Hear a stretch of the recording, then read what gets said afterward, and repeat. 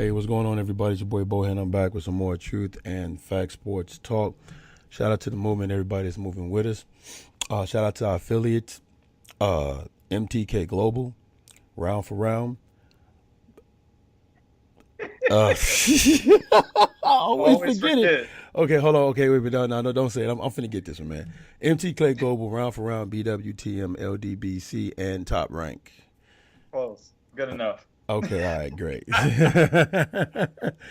All right, and also shout out to everybody at Three Kings, and go to threekingsboxing.com where you get the latest and greatest unfiltered and everything that's going on in the sport of boxing. Joining me today to help me out with this interview that's being brought to you by Three Kings is the owner and editor of Three Kings, 2K. What's going on, man? I'm doing real good, man. I'm glad to be here. All right, and we have a very special guest joining us today. She is the vice president of matchmaking and Operation. You're gonna operations. get it. Vice President of Operations and Matchmaking, Jolene Mizzone. How you doing, ma'am? Good. How are you? I'm good. I'm good. I'm good. Thank you for taking time out to speak with us today. No problem. All right. Okay. Well, let's go right on ahead and jump right on into it. There's been some rumors going around that the fight between Eleider Alvarez and Kovalev the rematch may not get picked up by HBO. Can you shed some light on that? We are working on all different avenues. All right. Don't have much light right now. Okay. Okay. Okay.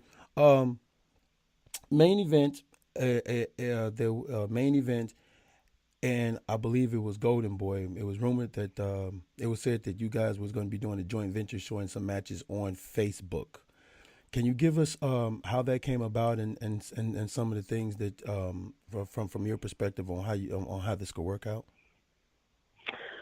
Basically, Golden Boy has already started it, I believe, 2 weeks ago with JoJo Diaz. We ourselves and Golden Boy were both talking to Facebook, and it was basically we wanted to bring fights to fans, fan-friendly fights. And, you have your A side and your B side, but we wanted to bring people, it's actually free, unlike, what was advertised with other people, but it's actually free boxing where you can watch it if you're at a barbecue, if you're at the mall, you can watch it anywhere you're at, which, was big to us. And Facebook wanted to jump on board with both of us, which, was great. So it was kind of a marriage that just was made, with, like I said, with us speaking to Facebook and Golden Boy, and we've worked together in the past with them. So it was, an easy dealing as far as just being able to work together.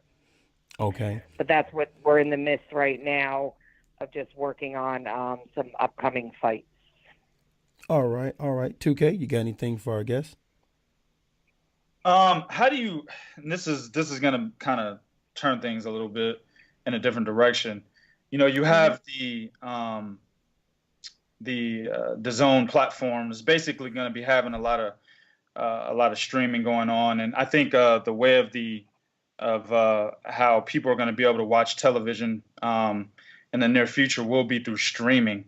As you can see, if you go through like Roku or something like that, instead of actually paying for a cable package now or DirecTV, you can actually stream HBO, you can stream Showtime, you can stream, individual channels now. So that's definitely the way of the world in the near future. Are you guys working on something like that, or maybe a deal with DAZN, or maybe a different kind of provider in the near future to have a lot of your fights being streamed?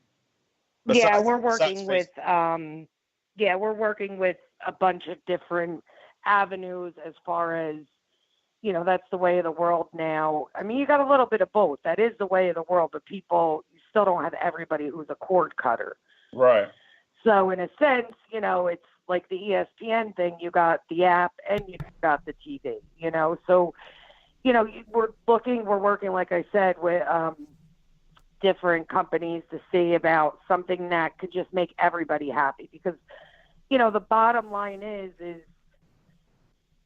you have to make new fans of boxing. So it doesn't necessarily mean if you put Floyd Mayweather on this channel or on an app that you're just going to all of a sudden get millions of viewers. Right. There has to be consistency. You know, just to give an example, when we did the NBC, with NBC and NBC Sportsnet, there was guys that came off that network that no one gave a shit about, but right. they do now. That's what it's being a promoter is building a guy up. No one knew when we put Bryant Jennings on our first show who Bryant Jennings was. Mm-hmm. He then fought for the heavyweight championship. You know, no one gave Rosado when we put him on. He was supposedly done because he had gotten stopped by Angulo. It revived his career. You know, you have guys like that. You have guys just starting out. Look, Sergey Kovalev.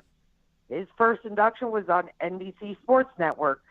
You know, it's getting those guys and introducing them to the public and making fans. Absolutely. And you have all different levels. You have your A fighters, your B fighters, and your C fighters. Mm-hmm. But it's about, you know, people saying, "Oh, I seen that Gabe Rosado, or I seen that Sergey Kovalev, or I seen that," you know, whatever the case is, whoever it is.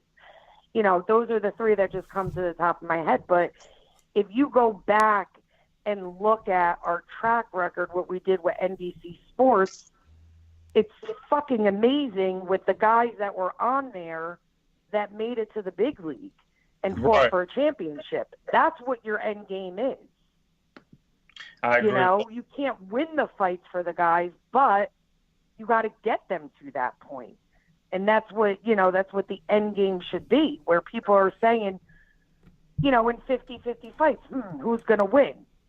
Right. You know, that's what makes good fights. Yeah, you know, not just throwing guys' names up in the air and saying, and I know I'm going to sound like I'm a hater because that's what fucking people say I am, but, you know, you can't just throw, like, tell me right now, and it's a great division, 47-pound division. Tell me Danny Garcia's last 4 fights. Oh, shit. Yeah. Okay, tell me short. Like, what happens is, and it's unfortunate for those guys, because I think Danny Garcia could have been one of the best if it was done right. That's his father. That's his dad. His dad is on point with that shit and all that. Because he even came out with that statement, Jolene, where he talked about, you know, eventually, of course, they did fight Keith Thurman, but he did say, why would I fight a Keith Thurman caliber type of fighter when I can fight a Rod Salka for the same amount of money? Yeah. That's crazy. He said that on the Boxing Voice. Freaking insane. That's insane, but that's the mentality. Yep. You know, unfortunately today, because people within this business has allowed them to have that mentality. There's not that killer instinct. You know, nobody has their own identity. You know, the 47-pound division, Thurman, Porter, Spence, Garcia, it's like they all become molded together. And they all have to have their own identity. And that's not what's happening. Whether it's good or bad, whether people like them or hate them, the identities aren't there. They have to be their own person, not, oh, Danny Garcia, PBC. No, he's not PBC. He's Danny Garcia. No, he's not Al Heyman. He's Danny Garcia. Like, absolutely. You know, it goes back to the Don King days. It was Don King, great promoter as he was, but it was always, oh, Don King, Don King. It was not so much about the fighter. Right. You know, so. You say that because I say that's something that Deontay Waters struggles from. You know, he never created his own image. You know, I think a lot of people talk about race is a deal, and you seem like somebody I could talk this shit to all day because you seem like a real person. You know, a lot of people seem to think that it deals with race, and I believe it does to an extent, but I think more so the fact that PBC Lou DiBella did a terrible job, and his management, even Golden Boy, did a terrible job of promoting a guy that has dynamite in a fucking straight right hand that is sleeping guys, you know, whenever they get in the ring with him. He has dynamite in a right hand. He's an American. He's well-spoken. He's good-looking. It's a fucking promoter's dream come true. Absolutely. And he's heavyweight. Easy. Absolutely. Easy. You know, we have Lennox Lewis, who had everything. He wasn't American, though. It was a struggle. Yes, it was a struggle, you know, but look, he was still Lennox Lewis, but he was a total package, a gentleman, you know, like people are drooling for that here, drooling for it. Yep. And I think he figured it out. You know, he's starting now to create his own image. He's starting to kind of take that villain role so people can, you know, he can garner the attention of the fans, you know, in America and outside. So so people recognize who he is and you know who he is as an individual. Exactly. You know, he has something that most guys don't have. He's a heavyweight. Yep. He's well spoken. He's, you know, he's a total package. Total package. Absolutely. I agree with that 100%. You know, I'm going to take a little offense to something you said earlier, Jolene.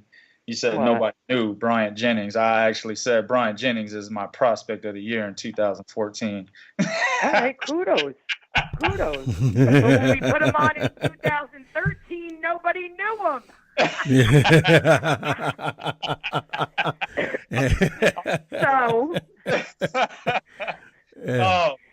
So talk to me a little bit, since you are in charge of matchmaking.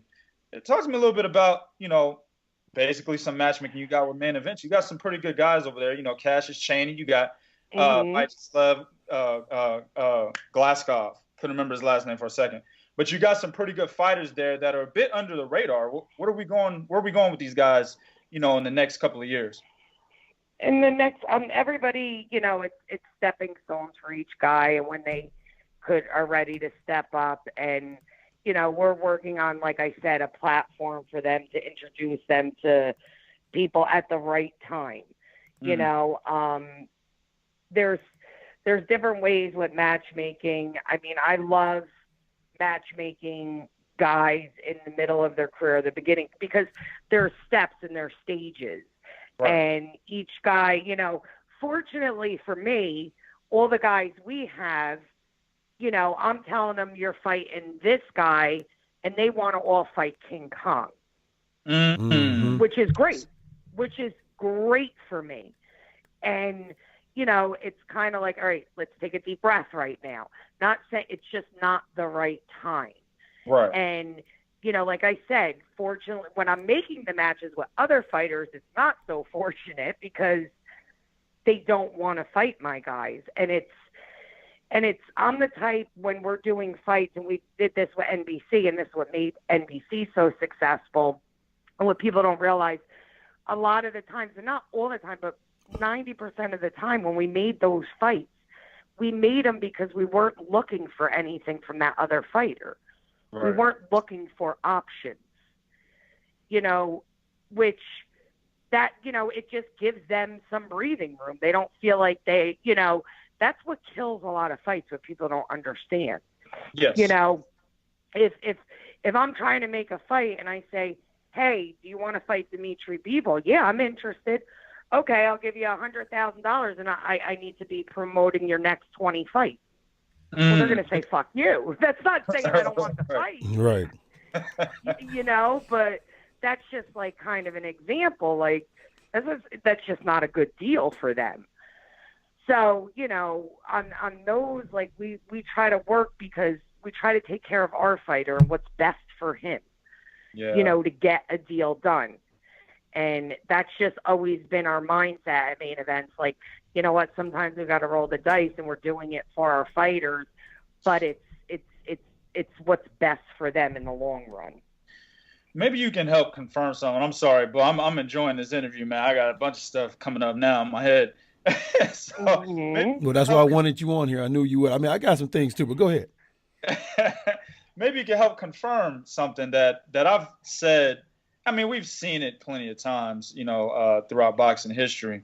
But a lot of fighters, or let me say a lot of fans, seem to believe that, you know, the fighter is pretty much 100% controlled by his team. And I understand that you guys have a job to do. as you're looking after these fighters. And like you just said, you're trying to, push your fighter the correct way, all your fighters the correct way, and do what's best for them.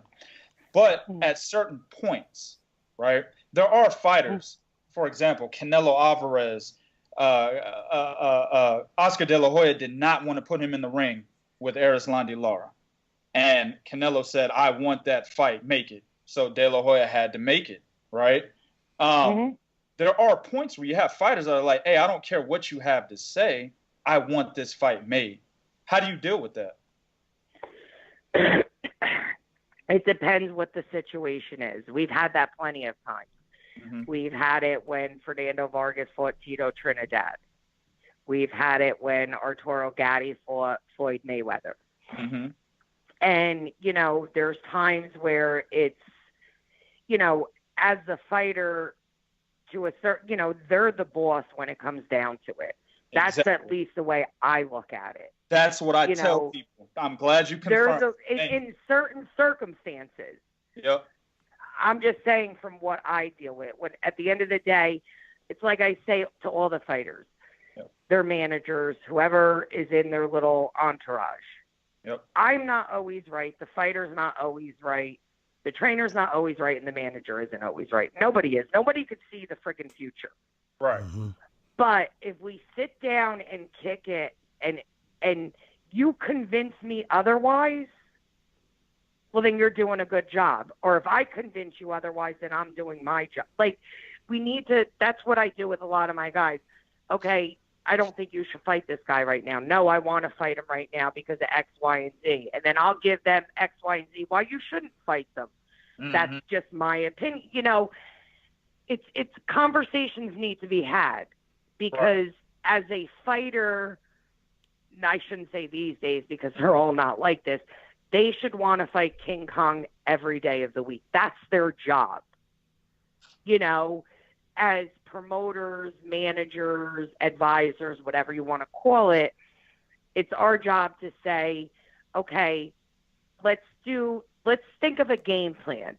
You want to fight that fighter, but what if you fight this guy, that guy, and then we fight him? Give them an alternative if we're really strong on it. But a lot of times, if a fighter feels that they can beat that, I mean, who the hell are we to say, no, you can't beat him? It doesn't work that way. I mean, again, at the end of the day, they're the only ones going in the ring. None of us are. Exactly. Be true. Exactly. And that's what I tell them, all the time. It's like, we're all taking 3 steps back. You're the only one in there. You're the one, but yet we are the people that see stuff from the outside. Yep. They don't see when, oh, I don't have enough tickets. Oh, how many rooms do I have? Oh, what time is it? Why the fuck are you worrying about all that? Like, we see that shit. So it's kind of like, you gotta it's as much as it's an individual sport, it's a team sport at the same time with decisions and stuff like that. I agree with that. You know. You got it, Bo. I got one more for it later. Okay. Doing matchmaking can be very, very hard. You have situations where you think you have a fight, then the guy comes back with either some different type of demand or just all kind of crazy stuff, right? What keeps you, like, when you're really trying to make a fight, and because this is the best fight to make, you don't necessarily want to go to plan B because this is the best fight and you want to make the best fight. What keeps you from just telling a guy, you fucking crazy, and it's not happening, because you have to try to be professional with it? At what point do you realize, you know what, we're just going to go another way? Good question. Well, there's times that I say a lot quicker than most do. Fuck you, I'm moving another way, and I hold my breath. I ain't going to lie. I love her, man. I love her. Right, okay. As sometimes, it's reasonable. If people are reasonable, like, if hypothetically, if I make a deal and I say, okay, you get 4 flights and 4 rooms, and this is the amount of money, and then that guy comes back and says, you know what, I need another flight and I need another hotel room. Okay, well, that's not the end of the world. Mm-hmm. If the guy comes back and I say I agree and he agrees to $100,000, then he comes back and says, I can't get this done without, you got to pay me $200,000. The way I look at it at that point is you don't really want the fight because you know I'm not going to double the money. If it's not reasonable, it's, to me sometimes, and not all the time, but if a deal's made and then they come back for other things and it's not reasonable, you might as well say you don't want the fight. Yep. Because that's what ultimately you're doing.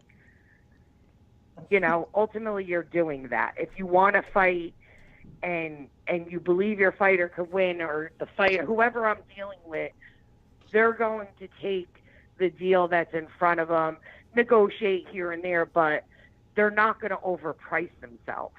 Right. Correct. Because, you just feel like when Sergey fought Nathan Cleverly in Wales, we got a shit deal, but we knew Sergey was going to beat him.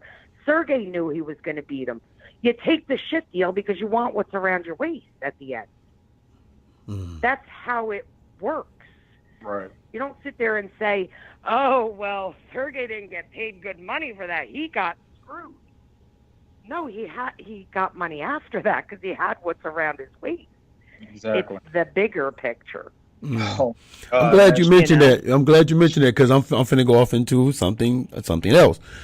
In boxing today, people have this thing that protecting their O. That's a thing that everybody has, protecting their O.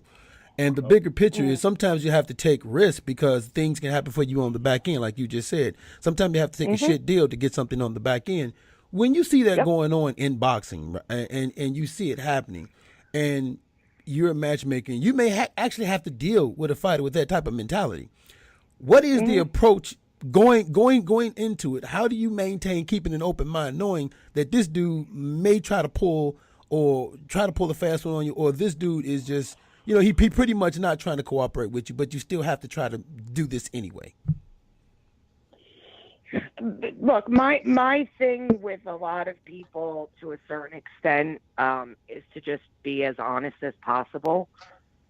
That's why, not so much fighters, because the fighters, but that's why some other people in this business don't like what I say sometimes, because it's just easier trying to be as honest as possible. Like, basically saying, like, what the fuck are you doing? You're going to blow this fight up.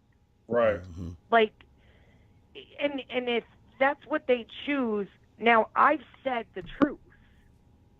I didn't sit there and say, and bullshit and try to schmooze and none of that. It's, you're going to fuck up this fighter's career. You are going to fuck up their career.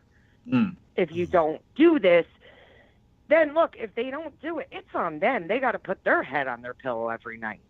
Right. There's only so much you could do.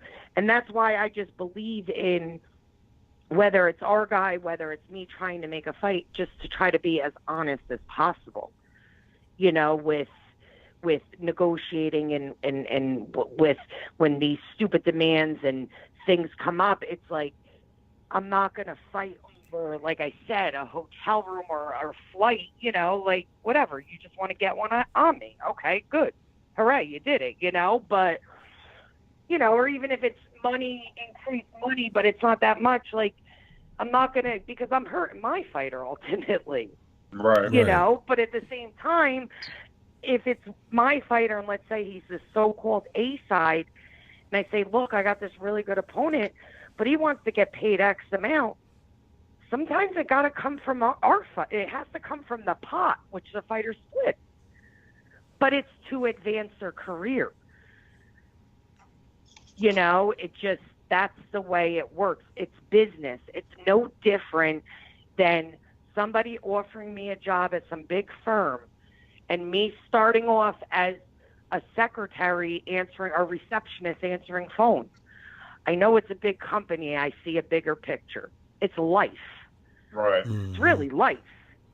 Mm-hmm. In everyday life, sometimes you make choices that may suck in the beginning, but it's going to pan out in the end. it's life. You move your family to a totally different place because, you know, it's cheaper down there, but the schools are better. Whatever. You're taking the chance. It's life. Right. Yeah, that's true. You know. That's true. One more question. I'm gonna pass. My man want to get his question in. Being a woman in this industry has got to be hard. What are some of the things that if you notice differently that like people probably in the beginning, probably because you was a woman, either tried to take advantage of you or probably tried to think that you didn't know very, very much. What are some of the things that you see differently now for women who are trying to get in this sport of boxing that's not just in the ring but outside the ring also as well? I get this question asked all the time. And I want you both to tell me a business out there that is not male dominant. It's hard to find. Maybe with the exception of a nail salon. Yeah. Nail salon, beauty salon. Yeah, you're right. Right. Took that right out of my mouth. Yep. Yeah. Okay. That might be your exception. So, as a female, we've entered this world where we're just climbing up all the time. You just are. It is what it is. I'm not one of those feminists. Please, I'd rather think like a man. It's easier. But it's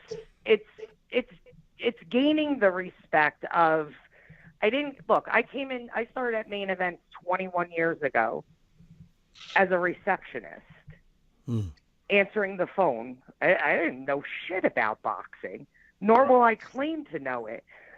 I've worked my way up and earned what I do now. For the first 5 years I worked at Main Events, I didn't say a word. I just sat back and listened and watched under Carl Moretti and watched the stuff he did as a match. And I didn't want to be a matchmaker, believe me.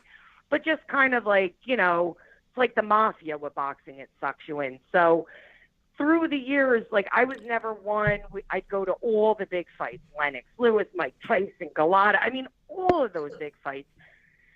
And I was just doing, at the time, I was doing the travel and the hotel. So, you know, I got close with the fighters or whatever. But I was never one to be like, hi, I'm Jolene Mizzone. I work for Main Events. I work for a boxing. I was always very, like, low-key. And still to this day, I don't like to brag that I work for a boxing promotional company because then all of a sudden people want stuff.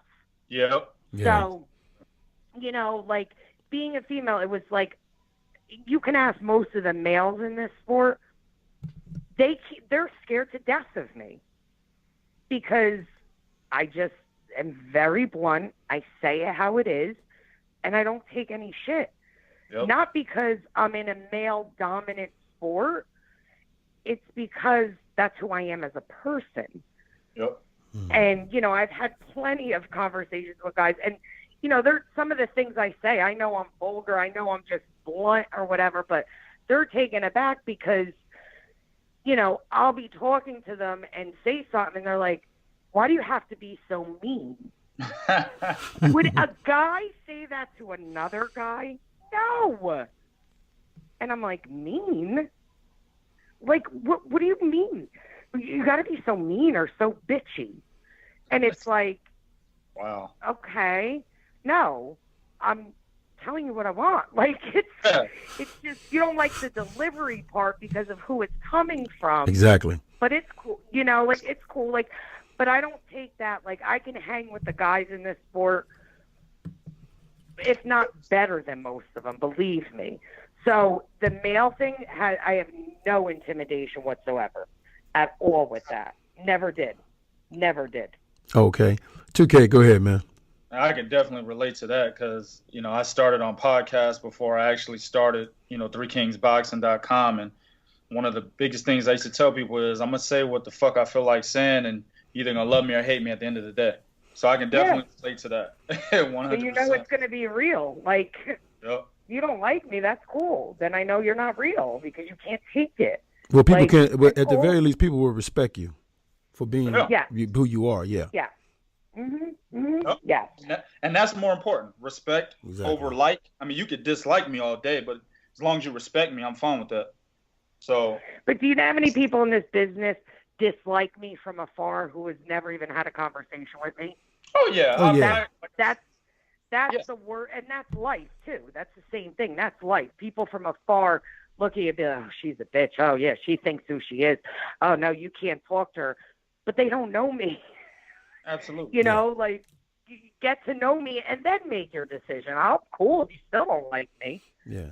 There's a misconception. Notice there's a misconception thing that people think that in order for you to have made it as a woman in the male dominant sport, you had to have been that way, and that's not true. No. No, and it's easy. It's like I said, most companies in this world are male dominant, not boxing, the world. Yeah. Mm-hmm. So every female goes through that. You deal with it how you want to deal with it.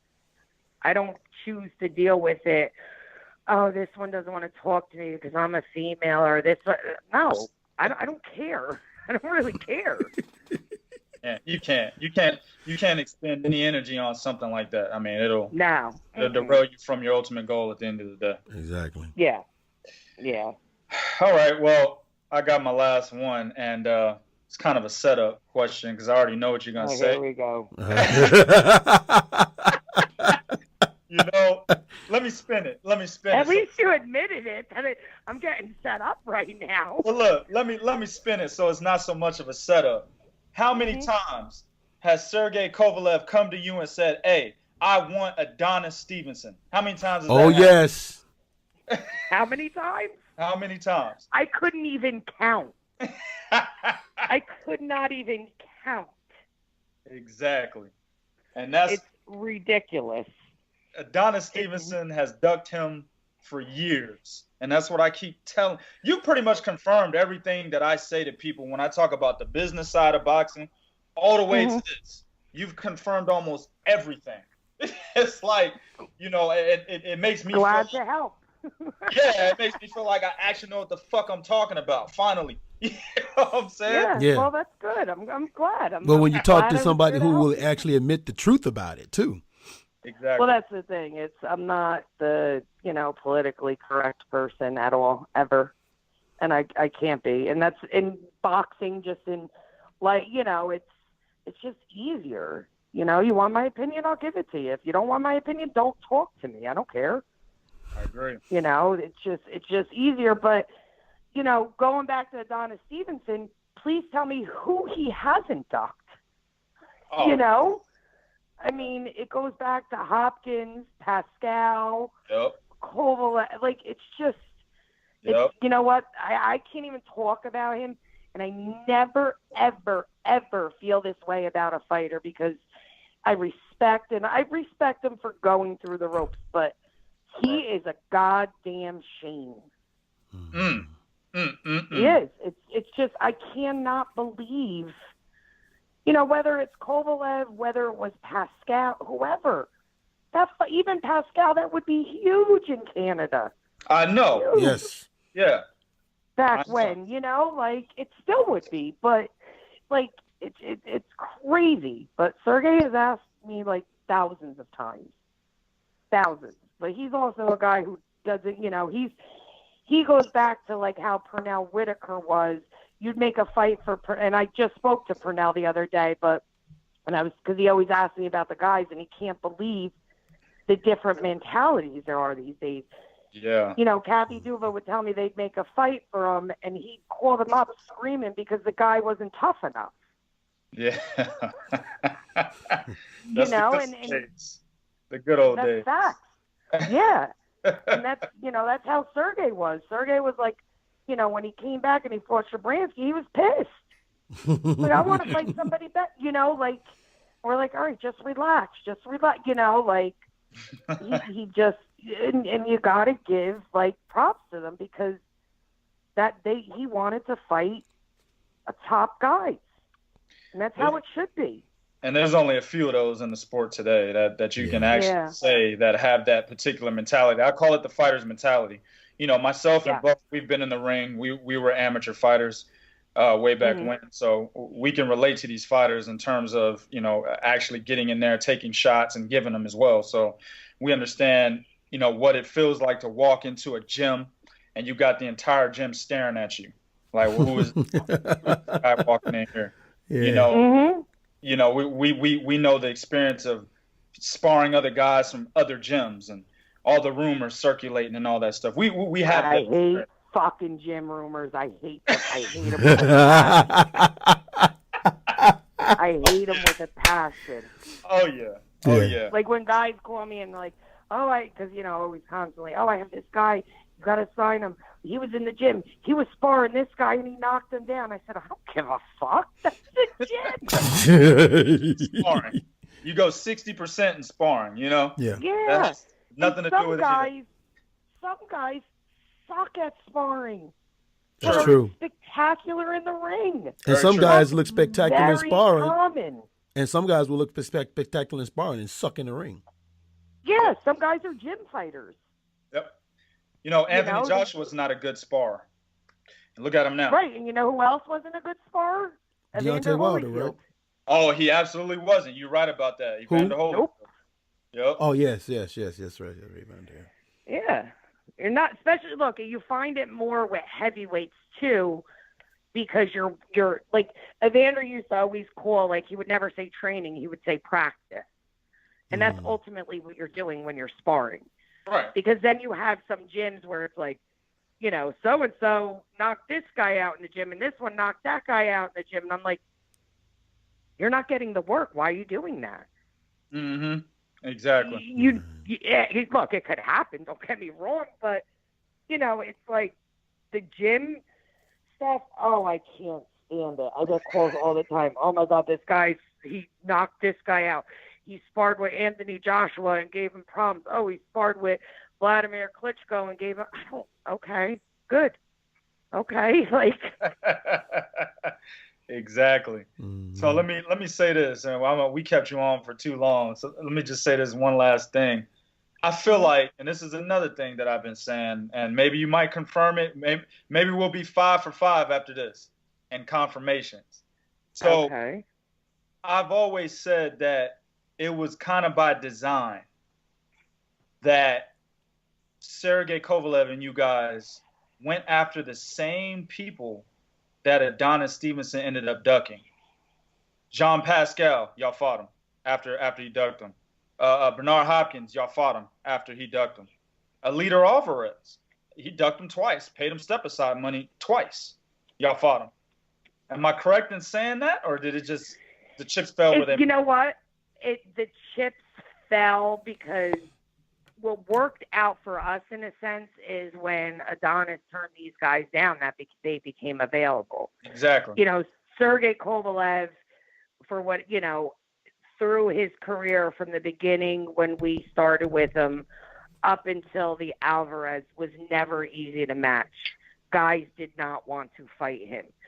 So I'd have the list of, in the beginning of his career, 15 guys, and I'd be left with the one guy that was available. I'd have a list of 10 guys, 5 guys, 4, it just got, it's not easy for guys to agree to fight him.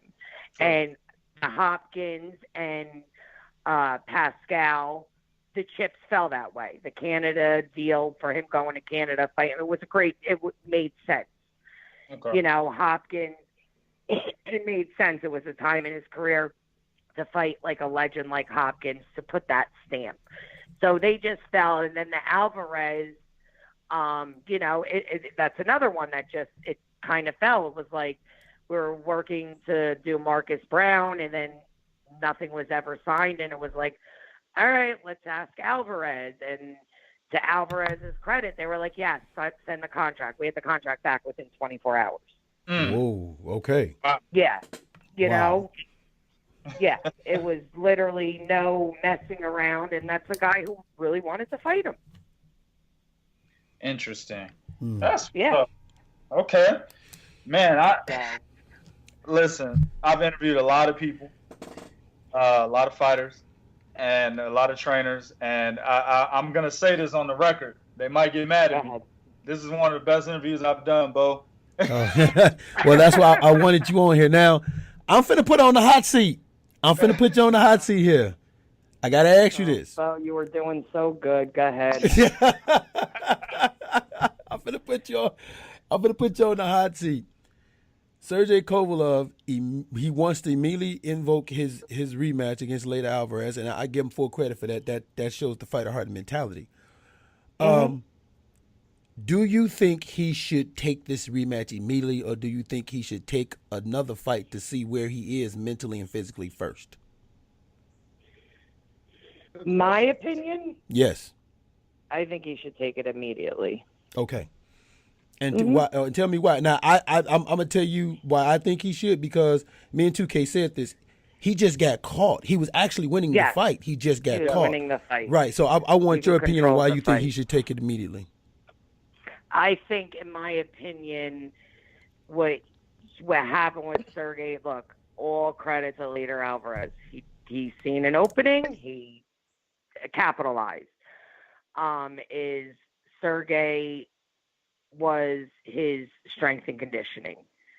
And I think that's something that's very easily fixable. You know, so why wait when I think my opinion, us and him have the answer what the fuck happened. Mm-hmm. He didn't get the shit beat out of him. No, he didn't. No, he didn't. He was actually yeah. Yeah. So, so now it's just, I think it's fresh. It's, you make that change and you just move on and do what you need to do in the second fight. And I think it's better sooner than later. Most definitely. And then one more thing, people on the outside who don't know what's going on the business side, sometimes we hear a fight being announced and we always say, well, why this fight take place? And we don't understand the logistics or some of the, like you said, some of the backdoor dealings that might have taken place in the end of that.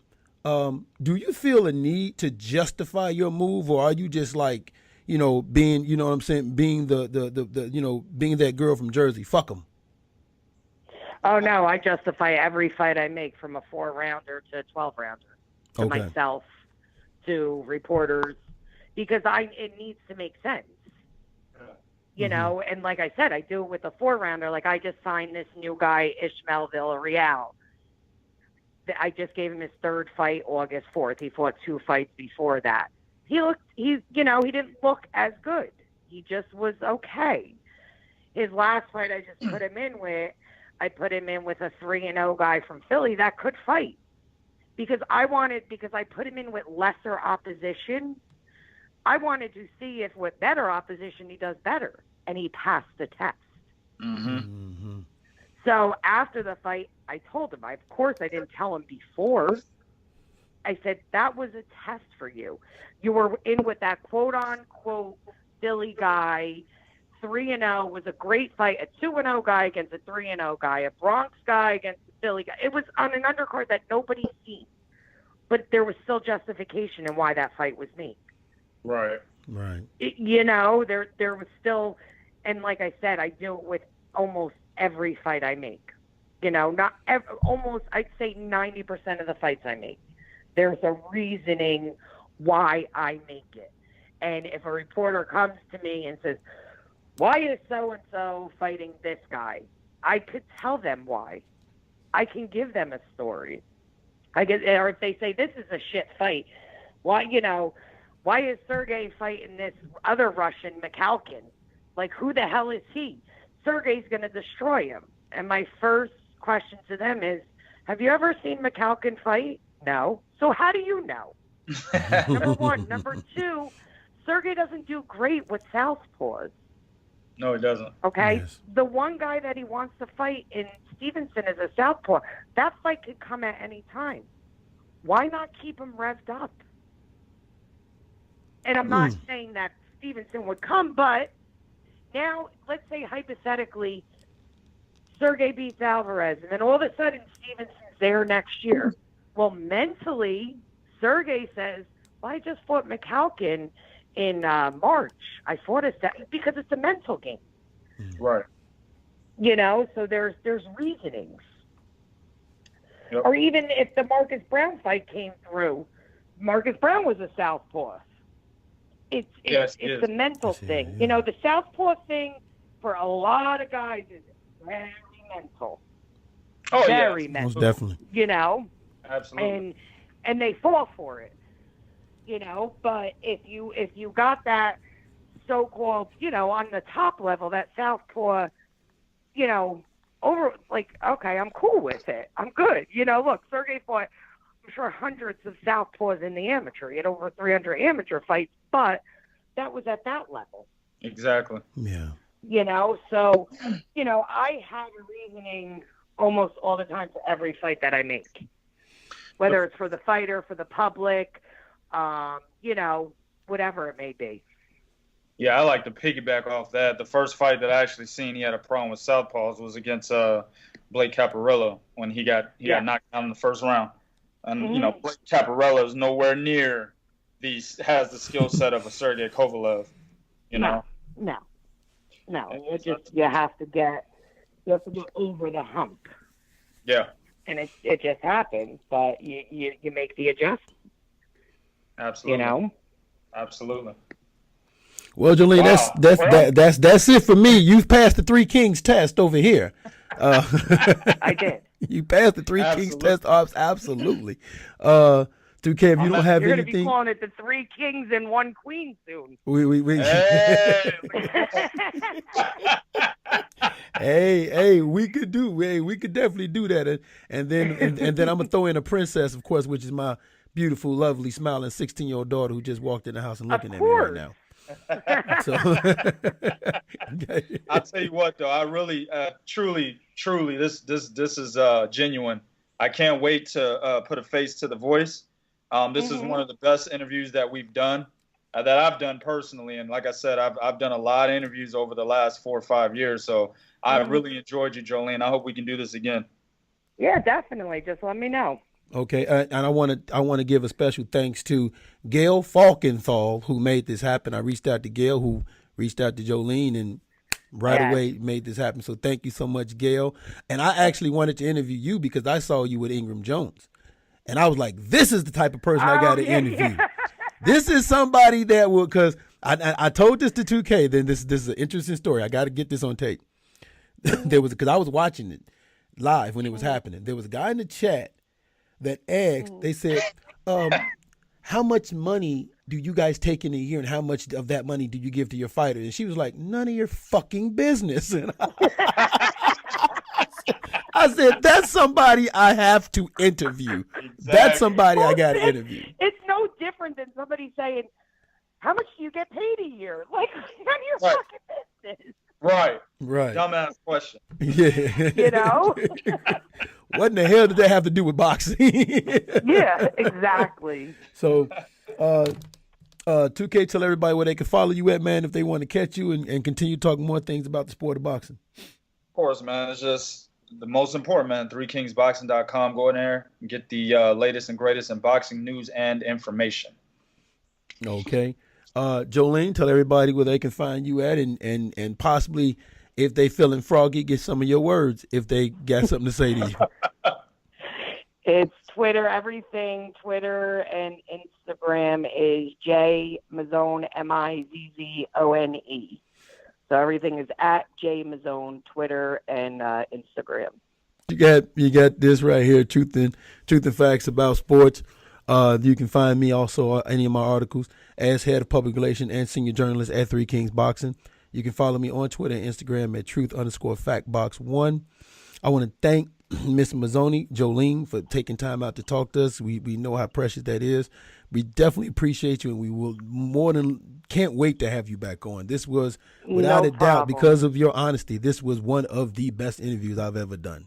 Absolutely. All right, good. I'm glad. All right. And to everybody out there that's listening, before my man edit this, and I know he's going to edit it, I want you guys to understand this thing is called 3 Kings, but I'm the best king there is. Bye.